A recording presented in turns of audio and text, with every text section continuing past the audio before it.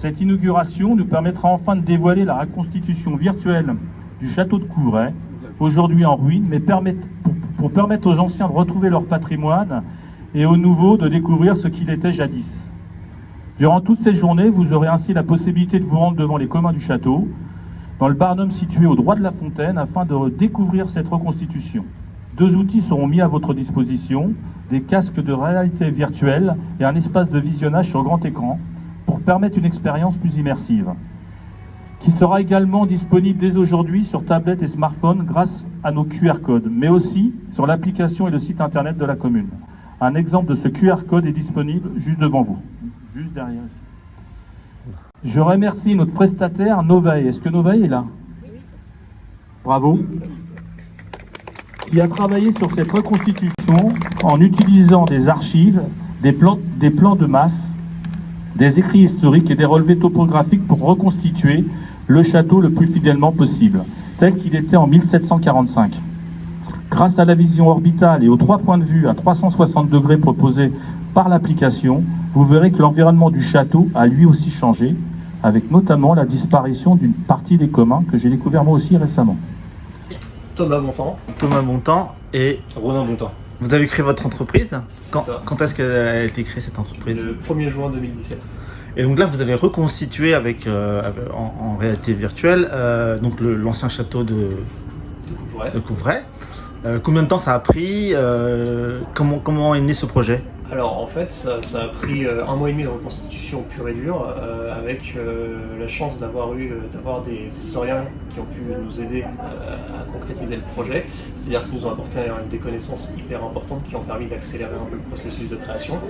On a travaillé vraiment étroitement avec la ville de Couvray, qui nous ont apporté énormément de documents, et après on a fait quelques allers-retours entre la ville, notre modèle, et ça s'est concrétisé aujourd'hui. On a terminé il y a 3 jours. Comme disait Thomas, on était sur un projet d'1 mois et demi pour Couvray, mais ça peut rapidement s'étaler beaucoup plus longtemps. Et comme disait Thomas également, on a eu la chance d'avoir un très bon fonds documentaire pour ce projet-là. Quand c'est pas le cas, ça prend forcément beaucoup de temps. Au-delà de la valorisation, on est surtout sur un outil de recherche également. Donc les archéologues utilisent aussi nos modèles numériques, justement, soit pour vérifier, soit pour infirmer leur théorie. Et ça leur permet également de faire avancer l'état de l'art. Donc au final, ça permet de faire un outil qui poursuit tant le scientifique que la valorisation. Et c'est pour ça que ça peut rapidement prendre plusieurs mois, voire plusieurs années pour un projet. Mais l'intérêt, c'est d'avoir quelque chose de cohérent et surtout quelque chose de pédagogique. On ne peut pas montrer n'importe quoi. Comme disait Thomas encore une fois, c'est pour ça qu'on était content d'avoir des historiens de Couvray qui ont vu le château tel qu'il était avant sa disparition. Et donc ça aide vraiment. Donc c'est toujours bien d'avoir des gens qui ont vécu à côté, qui travaillent sur le projet. Vous êtes en formation, vous avez quoi comme formation? Alors moi je suis architecte à la base. D'accord. Et j'ai fait une formation de droit. De droit, d'accord. Et là, c'est dans le cadre de votre formation, de ce que vous avez appris au niveau de la technique, là, tout ça? Pas du tout. Nous, en architecture, on utilise très peu le numérique pour valoriser les bâtiments. Ça vient aujourd'hui, mais il y a encore 4 ans, c'était vraiment pas exploité. Et en fait, nous, on s'est jeté là-dedans avec la réalité virtuelle, avec le logiciel de jeux vidéo.